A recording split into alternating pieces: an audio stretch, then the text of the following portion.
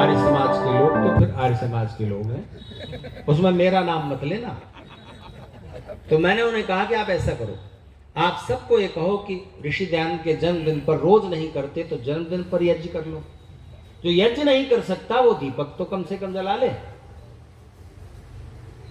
तो ठीक है, वो बात प्रचारित की गई। जिसने जो किया, जितना किया, हम उसको उतना क्रेडिट देते हैं। अच्छा बताइए, कोई व्यक्ति नमाज पढ़ रहा है, कोई व्यक्ति मंदिर में जाकर प्रार्थना कर रहा है, पूजा कर रहा है, कोई व्यक्ति संध्या कर रहा है। तो अब आप मुझे बताइए, और एक अफ्रीका के जंगली कबीले में पैदा हुआ इंसान जब सूरज उगता है तो वो उसी को भगवान मानता है, उसको प्रणाम कर लेता है। एक दूसरे कबीले में पैदा हुआ इंसान, एक वृक्ष है वहां, जिस वृक्ष से उसकी चोट लग जाए तो पत्तों के रस से इलाज हो जाता है, जिससे उसे छाया मिलती है, जिससे उसे फल मिलते हैं, जिससे उसकी दवाई हो जाती है। उसी वृक्ष को वो भगवान मानता है और प्रणाम कर लेता है।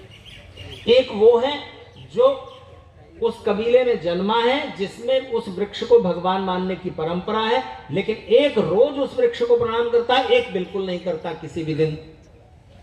इनमें कुछ अंतर है कि नहीं? और जो उस वृक्ष को प्रणाम कर रहा है, अफ्रीका के जंगली कबीले में पैदा हुआ, उसको ईश्वर इसका कुछ आध्यात्मिक पुरुषार्थ का फल देंगे कि नहीं देंगे? क्या विचार है आपका? एक हिंदू की तरह बोल रहे हो कि आर्य समाजी की तरह? एक दूसरे उदाहरण से समझिए। एक आदमी जा रहा है, भूख लगी, रास्ते में ढाबा जो पड़ा उसमें बहुत गंदा खाना था, बासी था, दूषित था, बड़ा मिर्च मसाले वाला था, पिज्जा था, बर्गर था, वो सब खाया। कुछ फायदा हुआ कि नहीं? पेट तो भरा ना, भूख तो मिटी ना, पर ऐसा तो नहीं है कुछ भी पोषण नहीं होगा। मान लीजिए अकाल पड़ गया, या ऐसे इलाके में फंस गया कोई जहां ना कोई होटल है, ना ढाबा है, ना घर है, ना आदमी है, तो उसने घास छील करके, घास ऐसे करके खा ली। फायदा होगा कि नहीं होगा? होगा ना भाई, पेट तो भरा और कुछ पोषण भी मिलेगा, ज्यादा नहीं मिलेगा, लेकिन नुकसान भी होगा। अगले दिन कई दिन तक तो लेटरिन नहीं आएगी। हो सकता है उस घास खाने के चक्कर में कुछ जहरीली घास भी अंदर चली जाए, ठीक है ना? तो अब ऋषियों की दृष्टि समझिए। कोई व्यक्ति कैसा भी पुरुषार्थ कर रहा है, छोटे से छोटा एफर्ट भी बेकार नहीं जाएगा, उसका फल होगा। लेकिन एक आदमी भोजन कर रहा है उल्टा सीधा, रोज पिज्जा बर्गर खाता है, रोज उल्टा सीधा ऐसे ही होटलों में खाता रहता है। एक दूसरा प्रॉपर भोजन लेता है, जितना कार्बोहाइड्रेट चाहिए, जितना फैट चाहिए, जितनी विटामिन चाहिए, जितना प्रोटीन चाहिए, उतना सब एक नपा तुला संतुलित आहार लेता है। लाभ किसका ज्यादा है? तो संतुलित आहार की निंदा नहीं है, ये उसका समर्थन मत करो जो जंक फूड खा रहा है रोज, लेकिन उसका बिल्कुल फायदा नहीं है, ये तो नहीं कह सकते आप। तो अच्छा बताइए, जब आप यज्ञ करते हैं तब आपको पता होता है कि आप ईश्वर से क्या कह रहे हैं?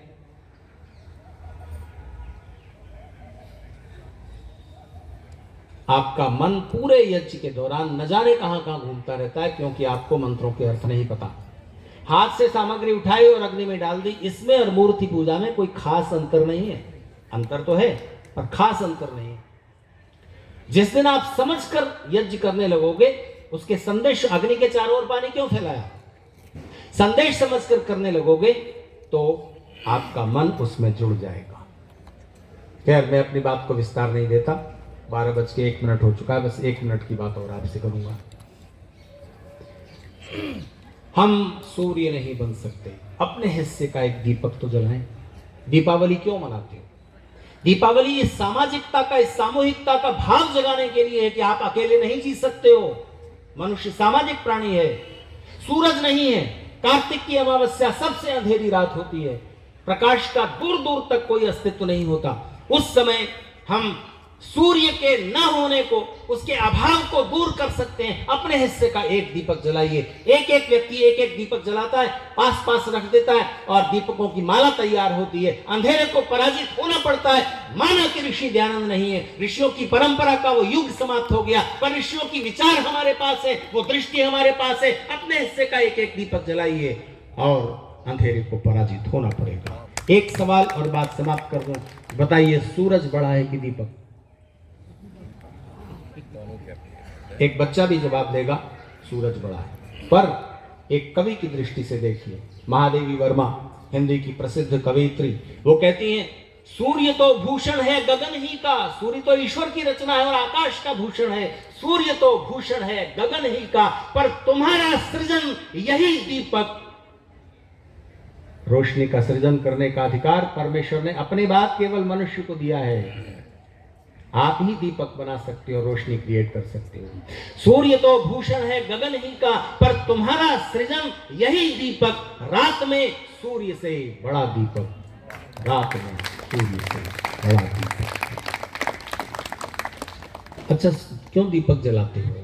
पुराना युग की बात थी, मिट्टी का दीपक बनाया, तेल भरा, बत्ती बनाई, जलाया। अरे स्विच ऑन करते हैं, बल्ब जलता है, बिजली से रोशनी हो जाती है, तब फिर दीपक का क्या अर्थ है? अर्थ है संदेश देने वाला अर्थ है। किसी बल्ब में यह ताकत नहीं है कि वो दूसरे बल्ब को ज्योति से भर सके। केवल ये दीपक है जो इस संदेश को प्रसारित करता है। एक जलता हुआ दीपक, उसका दायित्व है, उसकी जिम्मेदारी है और उसमें सामर्थ्य है कि बुझे हुए दीपक से जरा सा छू जाएगा, उसको भी प्रज्वलित कर देगा, उसको भी रोशन कर देगा। हर एक आर्य समाज से जुड़े हुए व्यक्ति का, हर एक ऋषियों की विचारधारा से जुड़े हुए व्यक्ति का एक कर्तव्य है, आप एक जलते हुए दीपक हो, बुझे हुए दीपकों को अपने संपर्क में लाओ या खुद को उनके संपर्क में ले जाओ। रात में सूर्य से बड़ा दीपक, बस इतना काम कर दीजिए और आप देखेंगे अंधेरे को पराजित होना पड़ा है। दुष्यंत कुमार हिंदी के बड़े प्रसिद्ध कवि हुए, उनकी कुछ पंक्तियां सुनाते हुए बात समाप्त करूं। इस नदी की धार से ठंडी हवा आती तो है, नाव जर्जर ही सही लहरों से टकराती तो है। इस नदी की धार से ठंडी हवा आती तो है, नाव जर्जर ही सही लहरों से टकराती तो है। साधनों के नाम पर तो कुछ नहीं है पास में, पर एक दृढ़ संकल्प से भरपूर एक छाती तो है। एक चिनगारी कहीं से ढूंढ लाओ दोस्तों, इस दिए में तेल से भीगी हुई बाती तो है। एक चिनगारी की जरूरत है। 740 करोड़ दीपक बुझे हुए पड़े। मनुष्यों की आबादी 740 करोड़ है इस समय। उन बुझे हुए दीपकों को कौन रोशन करेगा, कौन ज्योतित करेगा? बस यही प्रश्न है ऋषि दयानंद के जन्मदिन से जुड़ा हुआ, ऋषि दयानंद के बोध पर्व से जुड़ा हुआ। आप सब लोगों ने एक बड़ा अच्छा आयोजन किया, कितने नए लोगों को जोड़ा, और मैं निश्चित रूप से ये अनुभव कर रहा हूं कि ये बात और आगे जाएगी और आगे बढ़ेगी। अगले जन्मदिन पर कोई और नया प्रतीकात्मक तरीका ढूंढिएगा, हो सकता है और सरल हो, एक एक व्यक्ति जुड़ जाए, कम से कम ऋषि दयानंद का नाम तो पता चले। पहली बार शायद आगरा में हुआ होगा या पहले भी हुआ होगा, मैं नहीं कह सकता, कि पूरे पृष्ठ पर आपने विज्ञापन छपाया जी। तो उस विज्ञापन में जिन जिन लोगों ने अपने नाम प्रकाशित किए, अपने नाम से कुछ आर्थिक सहयोग भी किया होगा, उन सबका अभिनंदन। अगली बार कुछ ऐसा करें कि केवल जन्मदिन आए और हम याद कर लें, तो ये बात पूरी नहीं होती। बीच के दिन में क्या किया? तो सप्ताह में एक दिन आपके प्रयास से अमर उजाला में, दैनिक जागरण में, दैनिक हिंदुस्तान में कोई एक आर्टिकल, रोशनी से भर देने वाले विचारों से भरा हुआ एक लेख आर्य विद्वानों का क्यों नहीं छप सकता? नहीं छप सकता। मैं भेज कर देख चुका हूं। मैं उतना अच्छा बोल नहीं सकता हूं जितना लिख सकता हूं, लेकिन मैंने ये समझ लिया कि उस लिखने का कोई अर्थ नहीं है। जहां पर पहुंचना चाहिए अंधेरों के बीच, दीपक आखिर कहां जलाओगे? जहां पहले से 10 दीपक जले हुए हैं। जहां अंधेरा है वहां ठीक है ना। जो लोग कभी आर्य समाज की पत्र पत्रिकाएं नहीं पढ़ते, वहां तक विचार पहुंचे।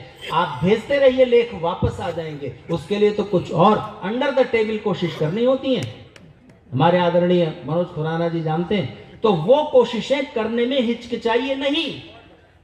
दिल और दिमाग दोनों को छूना है, अंधेरे में दीपक जलाना है।